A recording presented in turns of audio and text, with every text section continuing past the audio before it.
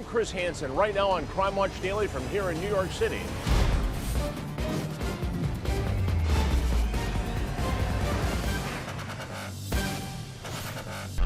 Murder in the Hamptons. A Wall Street tycoon and his socialite wife. They were making a lot of money. They bought beautiful homes together. Mansions, jewelry, luxury cars, and then he's found bludgeoned to death. And cops arrest this man, his wife's secret lover. He spent money like a drunken sailor. Today, did you kill Ted Ammon?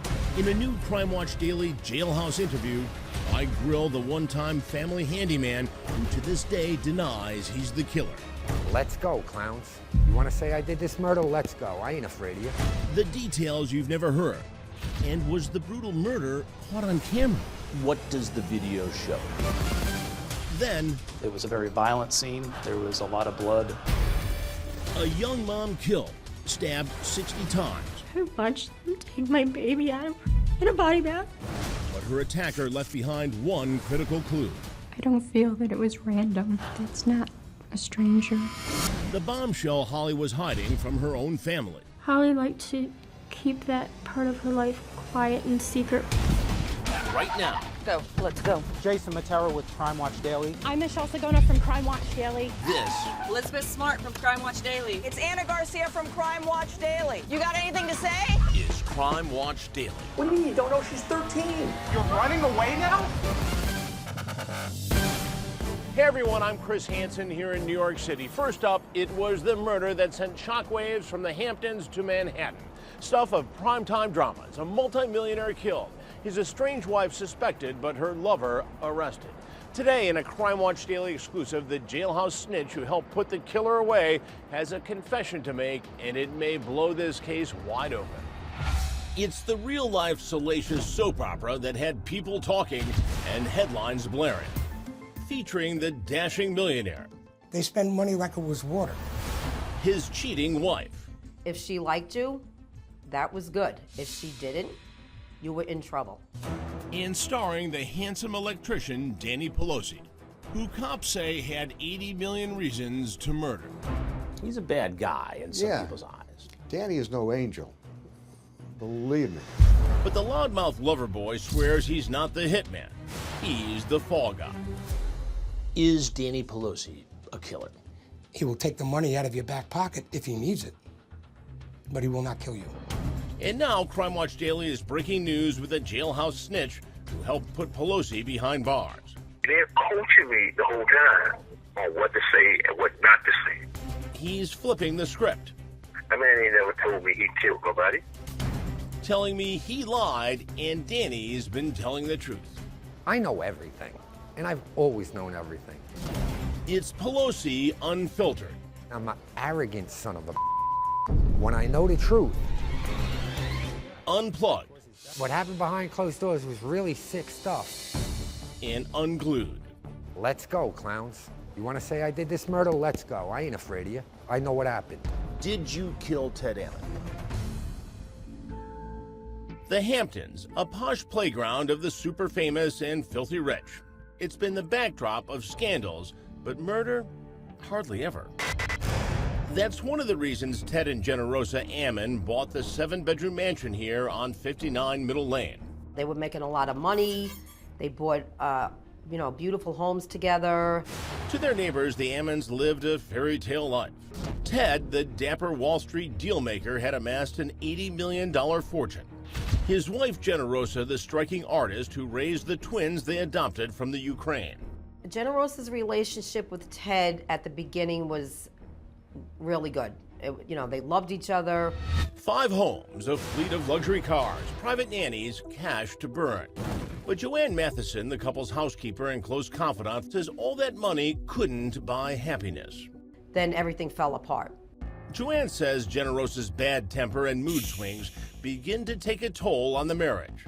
She was hard to get along with. She either liked you or she didn't. Generosa begins spending more time in the city. Ted opts to stay in the Hamptons, but it turns out he wasn't alone. As the marriage was going on, she felt that he was cheating on her. She was right. he was cheating on her. And Generosa blows a gasket when she hears rumors Ted is not only having an affair with a wealthy socialite, but he got his mistress pregnant. When she found out, she felt she was a laughing stock because everyone, all of her friends in Manhattan knew she was the last to know. Joanne says Generosa was beyond humiliated. She was angry at Ted. She threw all Ted's clothes out the window, his desk out the window, lit a bonfire, and burned everything. She claims Generosa even began threatening Ted. She would say all the time that she wanted Ted dead. She's going to kill him because she couldn't take the embarrassment. Generosa immediately files for what will become the hallmark of divorces from hell. She was the type of person, if you did something to her, you know, to this extreme, you were going to pay the price. She didn't just want to hit Ted in the wallet. Generosa wanted to nail him below the belt. And the handsome contractor, Danny Pelosi, was just the kind of hammer she needed. You need to understand that Danny was deeply in love with Generosa. He loved her with all his heart, body, and soul. Pelosi was the exact opposite of Ted Ammon, a tough-talking ex-con who was working as an electrician on one of the Ammon's homes. One thing led to the next, and before you knew it, they were into a full-blown affair. How would you characterize Danny Pelosi? I'd characterize him as a very street-type person. He was a hustler. He was a hustler, yes. Drinking problem? Drinking problem, yes, definitely. Dominic Scalise is a clinical social worker who counseled Pelosi while he was serving time for one of the 3 DWIs. He's not a great guy. I wouldn't want him to go out with my daughter. I mean, you know, he's not that kind of guy. He's a wheeler and a dealer. That's all Danny is. Well, Pelosi didn't have to worry about drinking and driving anymore. The high school dropout was soon being chauffeured around New York City, wearing $5,000 designer suits, and living large at the ritzy Stanhope Hotel with Generosa and the twins in a $1,500 a night suite. He spent money like a drunken sailor.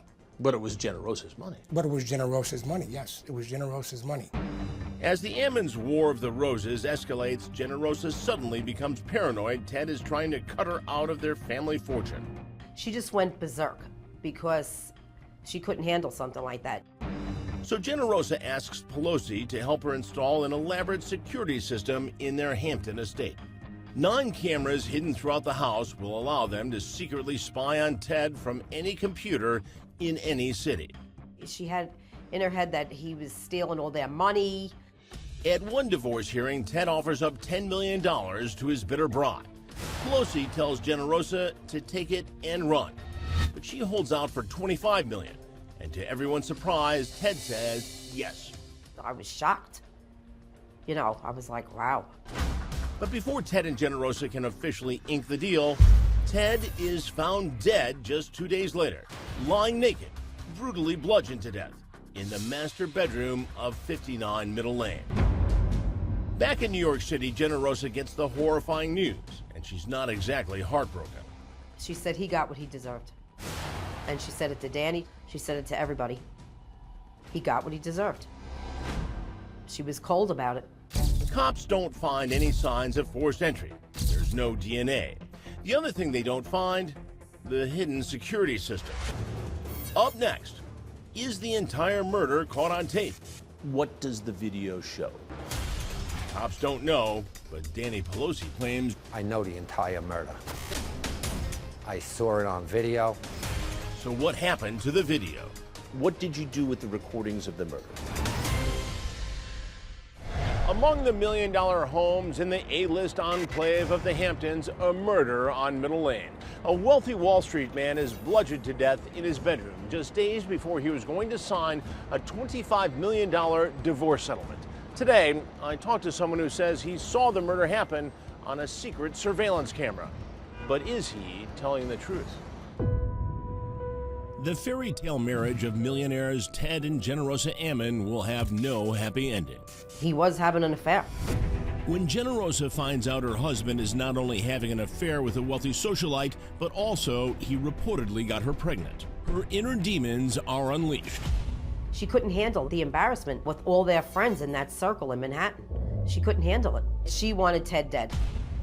The Ammons housekeeper, Joanne Matheson, says Generosa seeks romantic revenge in the arms of her hot-wired electrician, Danny Pelosi. She takes up with Danny just to get Ted angry and jealous.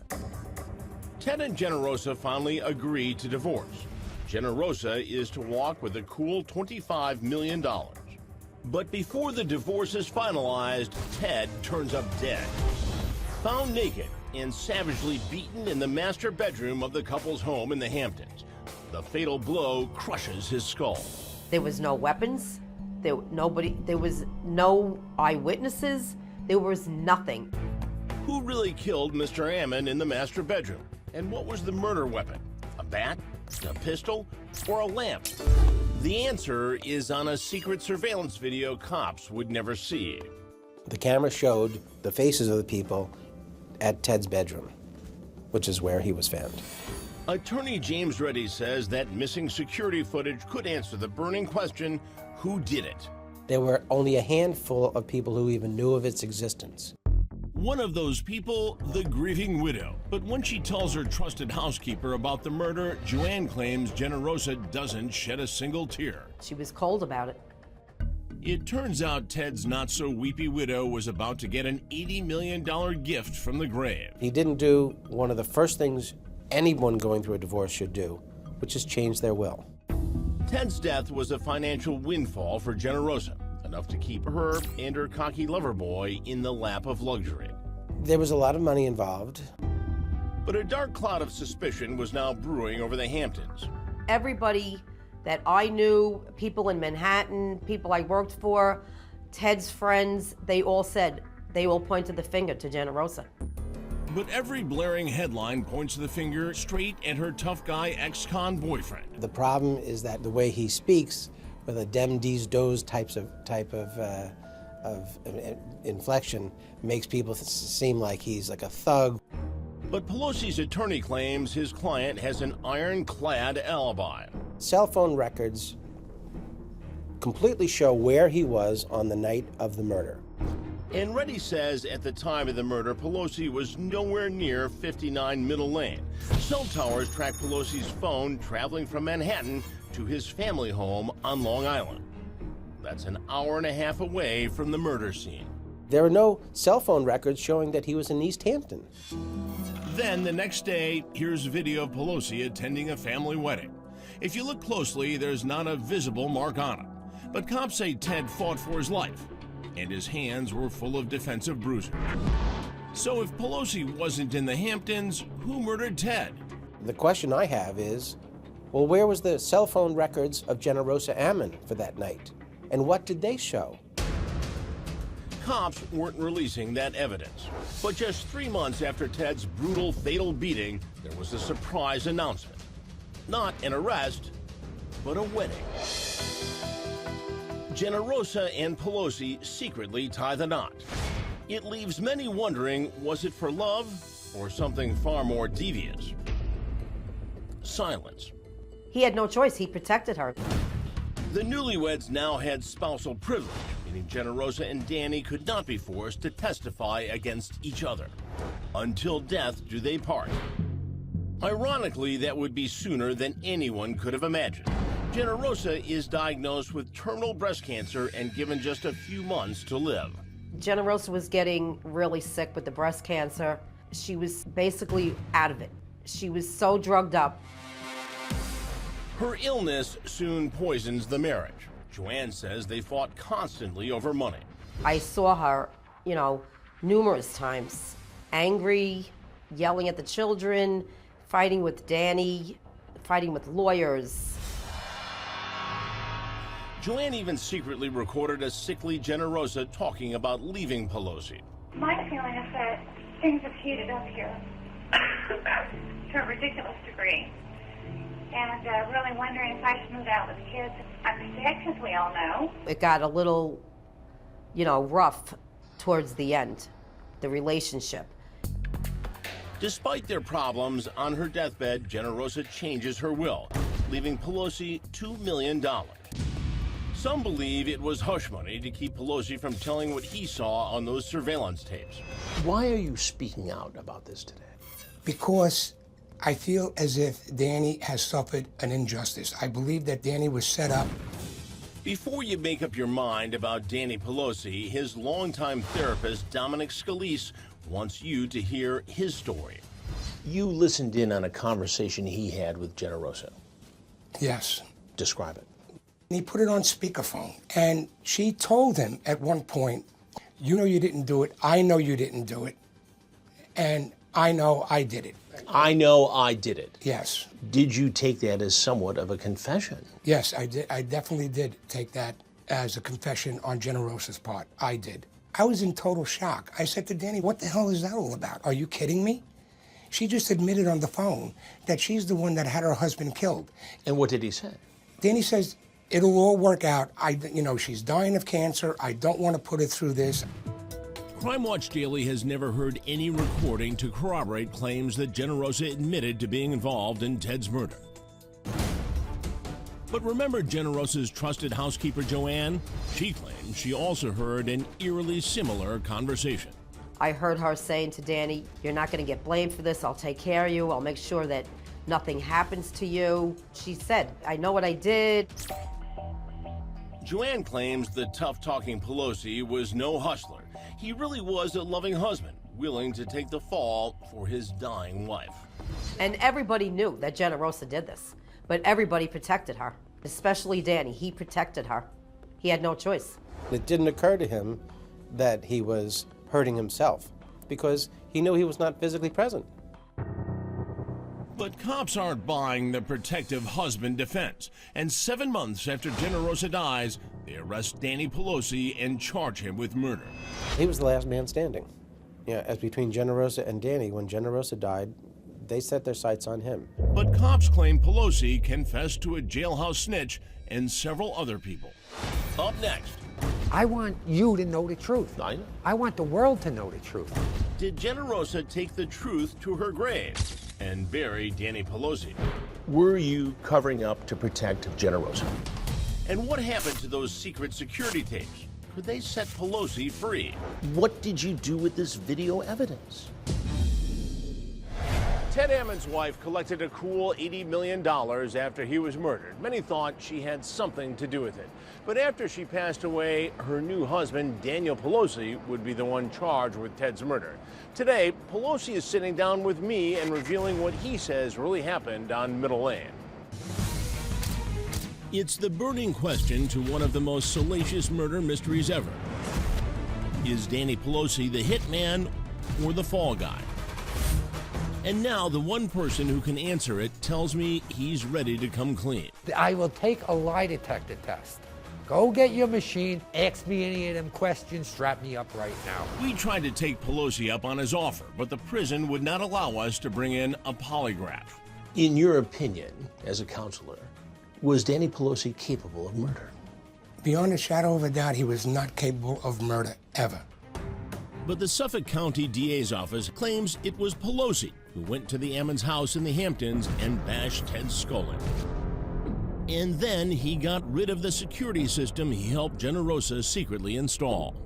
Was there any of Danny Pelosi's DNA at the crime scene? No. Retired NYPD Detective J. Salpeter is now Danny Pelosi's private investigator. No murder weapon. No murder weapon, no fingerprints, no DNA at all. But the prosecution had something more powerful than forensic evidence. Witnesses. Pelosi's ex-girlfriend and the Ammons' private nanny both testify they overheard Danny confess to killing Ted. But perhaps the most damning testimony came from this man, Clayton Moultrie, a known prison snitch. Clayton Moultrie was in the holding prison of Suffolk County, also awaiting trial or sentencing for his crime, and they wired Clayton Moultrie. To record Danny Pelosi. To record Danny Pelosi. During the trial, the prosecution laid out stacks of audio tapes claiming they contained hours of Pelosi bragging about murdering Ted. Clayton Moultrie testified at the trial that Danny Pelosi admitted killing Ted Ammon. Wait. So the prosecutor had tapes purportedly of Pelosi confessing to the crime. Yes. In a jail cell. Yes. And those tapes were not played at trial? No. Those tapes were stacked up on the table of the prosecutor Right. during the trial. Do you think there was actually a recording of Danny Pelosi confessing to the murder? No. Moultrie's testimony and that of other witnesses claiming Pelosi confessed to the murder was enough for a jury to convict him of second-degree murder. Pelosi was sentenced to 25 years to life. Pelosi, who's been locked up here at Attica Prison in upstate New York for more than a decade, agreed to give Crime Watch Daily an exclusive interview, providing me with new details that he says will prove his innocence. Pelosi is a shadow of the man he once was. His $5,000 Armani suits have been replaced with prison-issued polyester.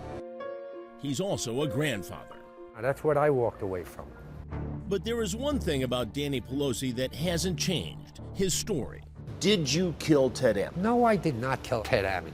I will take a lie detector test. Go get your machine, ask me any of them questions, strap me up right now. I got nothing to hide. I never had nothing to hide. Were you covering up to protect Generosa? 150% yes. Why would Generosa want her husband dead? Okay, this is gonna take about 15 minutes. You ready? Condense it. The condensed version is darker than anyone imagined. And Pelosi says he's never revealed the depths of it until right now. Well, guess what? Ted Ammon was touching his children. I've never made that public. Generosa was of the belief that Ted was inappropriately touching the children. Ted was touching the children. I don't have any interest in speaking with him. He's in jail, and he should be in jail. The Ammon children, Alexa and Greg, now adults, have vehemently denied the accusations. At the premiere of a film about their family titled 59 Middle Lane, they blasted Pelosi while talking to Extra. What did you think of his allegations that the mother set up a hit? Well, you know, he's a pure psychopath, so anything that he says, I just can't believe. Again, our mother will always be our mother. You know? She's gone now, and we want to preserve, the wonderful memories that we do have with her. But Pelosi tells me Generosa continued to believe the children were being molested. And he claims that's why she walked over to Danny's construction site and put a bounty on her then-husband's head. Generosa screams, I'll give anybody here $50,000 to beat the out of my husband. My jaw hit the floor. Pelosi says one person eagerly stepped up, and it wasn't him. Rather, it was Chris Perino. How did you know Chris Perino? He worked for me. I was his boss. He was a soprano wannabe who had more stories than anybody. Pelosi says Perino hired two other tough guys to drive out to the Hamptons and help rough up Ted. I was under the influence. All right? The Generosa paid the guys to go tune him up. Tune up? Tune up Ted Ammon. Meaning? Throw him a beating. Rough him up. To bust his hand, bust his finger, and let him know if you ever touch them kids again, you'll kill him. Danny tells me he wasn't even there. He was an hour and a half away at a family wedding. Danny claims he watched the whole tune-up unfold on his laptop, using the high-tech secret security system he installed. Who do you see come in, and what did they do?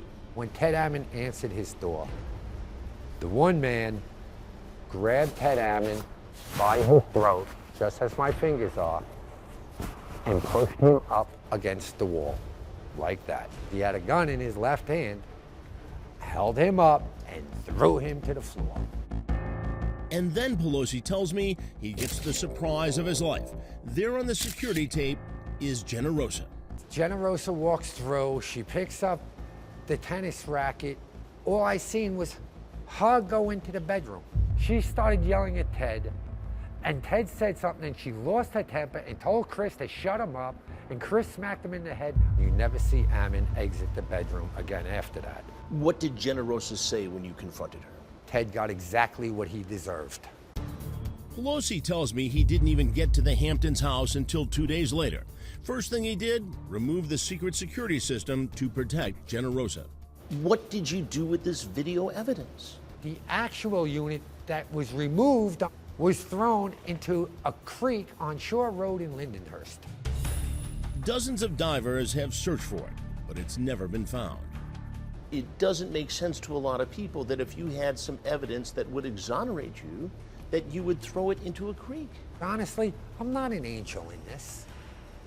I really ain't. Did I cover up for Generosa? Yep. Did I lie for Generosa? Yep. Did I throw that stupid thing in the water? Yep. Huh? Did I protect her to the end? Absolutely. Why did you protect Generosa? Because I loved her. I was in love with her. Pelosi claims he was railroaded, not by Generosa. He says the Suffolk County prosecutor had it out for him. Why would she go after you? Because I'm the perfect guy. What am I doing, Danny Pelosi, doing with this multi-millionaire, gazillionaire woman? And remember that snitch, Clayton Moultrie, who was the prosecutor's key witness? Now he's changing his story, claiming he was threatened to frame Pelosi or else. They already told me if I don't do this, they're going to, arrest my wife. So I'm like, I can't allow, that to happen. So I went out there and lied about some things. Moultrie has reportedly said the Suffolk County DA's office offered him $25,000, a job, and a get-out-of-jail card for 3 robbery charges if he would lie on the stand. So I got up there, and like I said, I said some things that was nowhere near the truth. The man never told me that he killed somebody. Crime Watch Daily has not been able to verify Moultrie's claims, but now he's the one feeling guilty about his testimony. He's innocent, and I had anything to do with him being convicted. I want to do everything in my power to make sure that the truth is out here. We reached out to the Suffolk County DA's office about these outrageous claims. The DA's office never returned our calls. But if Moultrie is telling the truth now, and Pelosi never confessed to the murder, who killed Ted Ammon? Danny says it was Chris Perino. Perino denies it, but did confess to being at the house the night of the murder, and eventually pleaded guilty to hindering the prosecution. Perino was never charged in the murder, and says it was Danny who bludgeoned Ted to death. Here, I'll give you the challenge of the year. I will give every dime I get when I get out of here to Chris Perino and his family. If he sits down and gets strapped up to a lie detector and asks one question: did you murder Ted Ammon? Did Danny Pelosi murder Ted Ammon? With that kind of allegation, I had to try to get Chris Perino's side of the story. Perino now lives in this gated community behind me. We came down here to Apollo Beach, Florida, looking for answers. I made several attempts to get Chris on the phone. Hey Chris, it's Chris Hansen with Crime Watch Daily. Wanted to talk to you about some new information that surfaced in the Ted Ammon murder case. Finally, we got a call back, but it was from Perino's attorney, and he told me that Perino has never done an interview. He's not interested in talking to me now. For now, Pelosi remains behind bars, but pledges to keep fighting for what he says is the truth. I'm Catholic. I'm not burning in hell for killing anybody. Huh? And I know, I'm a sinner. I was definitely an adulteress. That I got to answer for when I go up there, but I'm not a murderer. Hoping to finally put this tragic story behind them, Ammon's twins finally put the 7,000 square foot home where their father was killed up for sale this year. The asking price? Just under $11 million. Up next, it's a small, quiet town where people leave their doors unlocked until pure evil comes knocking and leaves a young mom murdered on her bedroom floor. I watched them take my baby out of her house in a body bag. Crime Watch Daily trying to piece together the puzzle of Holly Cassano's death and why she was a target. It's not a stranger. That's somebody who hated my niece. Coming up. Our next story is out of Illinois. That's where a young single mother dozes off in front of the TV after a long day at work, but when her mom arrives in the morning, she's dead. 22-year-old Holly Cassano was open and outgoing, maybe to a fault. I don't want to say she's naive because the word naive just sounds so negative, but she really was so innocent. She lived in a small town, so I don't really think that being cautious or being worried is something that came natural to her. But what did come naturally to Holly was being a good mom to her adorable 17-month-old daughter, Alexis. Alexis was starting to say new words, and she was really excited about that. She worked 2 jobs to support her daughter and give her daughter the things that she thought that her daughter needed, wanted, and would enjoy. But a cashier job at the Meijer supermarket was just means to an end. Holly's cousin Amber says she had her heart set on teaching preschool. What she really wanted to do was teach children. Holly put down roots just a stone's throw from her mom, aunt, and grandmother in the neighborhood of Candlewood Estates, where you could often find the young mother pushing a stroller, greeting everyone she met with a smile. She loved everyone, she talked to everyone. Everyone in the park knew who she was. Then late one night, just after Halloween, Holly's bright smile would fade forever, when a true-life monster would stalk the streets of Candlewood Estates. That evening, Holly had to work the late shift at the supermarket, and her mom takes little Alexis to meet her for a goodnight kiss before bedtime. They had so much fun. There was her and Alexis dancing through the store, and then we said goodbye, and that was the last I saw. It's an image that now haunts Tony, along with a final phone call late that night. She had called me, she was getting off of work, and she says, "Mom, one of my friends here at work is making cookies, and I really, really want to stay and have cookies." I'm like, "Be sure that you're back to the house early enough so that you'll be up to get Alexis in the morning." "I promise, Mom, I promise. I'll get her in the morning." Tragically, it's a promise Holly would never keep. Baby Alexis is already fast asleep at Grandma Tony's when Holly finally gets home just before midnight. The exhausted mom settles into bed alone, sending a short text message to a coworker friend, the single word, "Hey." That occurred at about 11:16 p.m. that night. It went unanswered. When it comes time to pick up Alexis the next morning, Holly's a no-show. She didn't answer her phone. She didn't answer the text messages that I sent her. And I decided I was going to go over there and wake her up. Tony races over, then goes inside and sees something that no mother should ever have to see. I walked through the house and I called for her and she didn't answer. And I went back further into the house and